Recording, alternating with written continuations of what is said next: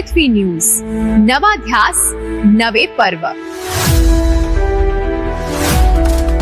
मनोज दादा यांचा वाढदिवस खूप मोठ्या प्रमाणात सांस्कृतिक आणि क्रीडा क्षेत्रातील कार्यक्रम घेऊन आम्ही साजरा करणाऱ्यांचा कार्यकर्त्याचा आमचा मानस होता।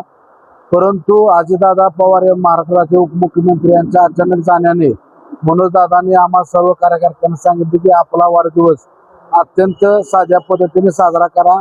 लोकोपयोगी रक्तदान असेल, चष्मे वाटप असेल किंवा आरोग्य शिबिर असतील, जेणेकरून गोरगरीब रुग्णांचे ऑपरेशन होतील, अशा पद्धतीने माझा वाढदिवस साजरा करा।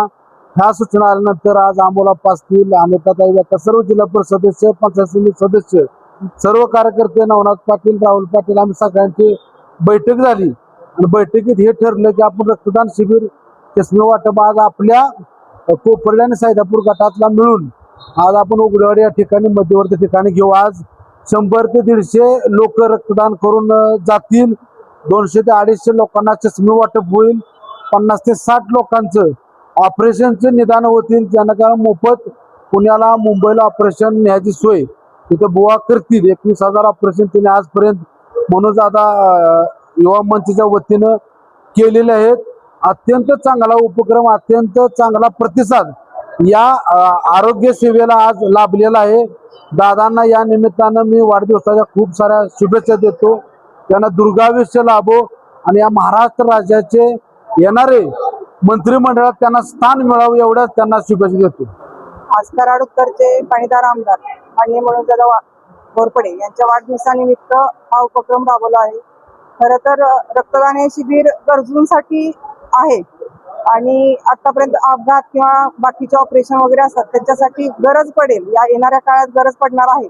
त्या निमित्ताने हे खरं तर रक्तदान शिबिर आयोजित केलं आहे आणि मोफत चष्मे वाटप हे परंपरेनुसार दरवर्षी असतं आणि नेहमीच हा उपक्रम असतो। त्यात आणखीन एक भर म्हणून रक्तदान शिबिर हे आयोजित केलं आहे। तरी आपल्या महाराष्ट्र राज्याचे उपमुख्यमंत्री माननीय अजित पवार यांचं निधन झाल्यामुळे त्यांनी बाकीचा सर्व कार्यक्रम, बैलगाड्या असो, कुस्त्याचा कार्यक्रम असो, दरवर्षी चांगलेच असे उपक्रम राबवतात।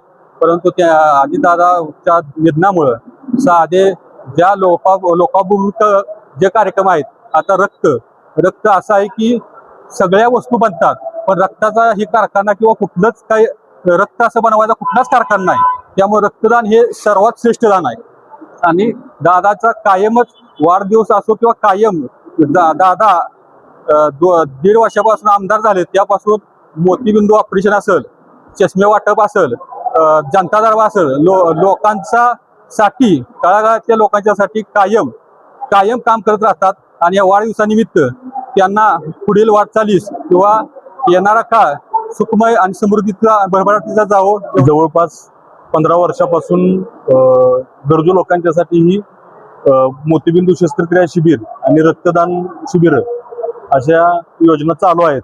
जवळपास मागील 14 वर्षामध्ये 21,000 ऑपरेशन आपली मोतीबिंदू शस्त्रक्रियेची पूर्ण झालेली आहेत। HV देसाई हॉस्पिटल पुणे आणि मनोजदादा घोरपडे युवा मंच यांच्या संयुक्त विद्यमानाने ही ऑपरेशन 2014 पासून करण्यात येतात आणि 21,000 मधील सर्वच्या सर्व ऑपरेशन अतिशय चांगल्या पद्धतीने यशस्वी झालेले आहेत।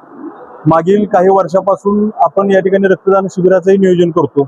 या वर्षी आदरणीय मनोजदादांच्या वाढदिवसानिमित्त पंचायत समितीच्या उपसभापती अनिताताई आणि त्यांच्या सर्व सहकारी यांनी या ठिकाणी रक्तदान शिबिराचं भव्य असं नियोजन केलेलं आहे आणि ह्या नियोजनामध्ये जवळपास 100 पेक्षा जास्त लोकांना, रक्तदात्यांना रक्तदान करण्याची संधी मिळणार आहे। रक्तदान हे सर्वश्रेष्ठ दान आहे आणि रक्तदान केल्यामुळे आपण एक प्रकारची देशसेवा करतो। या देशसेवेच्या माध्यमातून आपण जे रक्तदान करणारे दाते आहेत त्यांना देखील शुभेच्छा देऊया। या ठिकाणी मागच्या वर्षी संतोष आबांच्या माध्यमातून आणि डबल महाराष्ट्र केसरी चंद्रदादा पाटील यांच्या माध्यमातून जम्मू काश्मीरला 2,000 लोकांच्यासाठी रक्तदान शिबिर राबवण्यात आलं होतं। इथून 2,000 लोकांना घेऊन त्यांनी जम्मू काश्मीरला जाऊन रक्तदान केलं होतं। अतिशय मोठी सेवा त्यांच्या माध्यमातून घडली। आज मनोजदादांच्या आणि आबांच्या पायावर पाय ठेवून इथून पुढच्या काळामध्ये देखील अशी शिबिरे आयोजित केली जातील आणि मनोजदादांच्या वाढदिवसानिमित्त दरवर्षी याच्यामध्ये अनेक चांगल्या पद्धतीनं वाढ होईल। आबा यावर्षीपासून आपण एक संकल्प करूया की पुढच्या वर्षीपासून तुमच्या वाढदिवसानिमित्त किंवा सर्वांच्या काही कार्यक्रम असेल त्याच्या निमित्त आपण रक्तदान शिबिर आणि मोतीबिंदू शस्त्रक्रिया शिबिर घेऊया, जेणेकरून गरजू लोकांना याच्या माध्यमातून सेवा करण्यात येईल. मनोज दादांना या ठिकाणी वाढदिवसाच्या खूप खूप शुभेच्छा देतो. जसं आबांनी सांगितलं तसं येणाऱ्या मंत्रिमंडळामध्ये मनोज दादा मंत्री असतील अशा आमच्या वतीने शुभेच्छा देतो आणि थांबतो.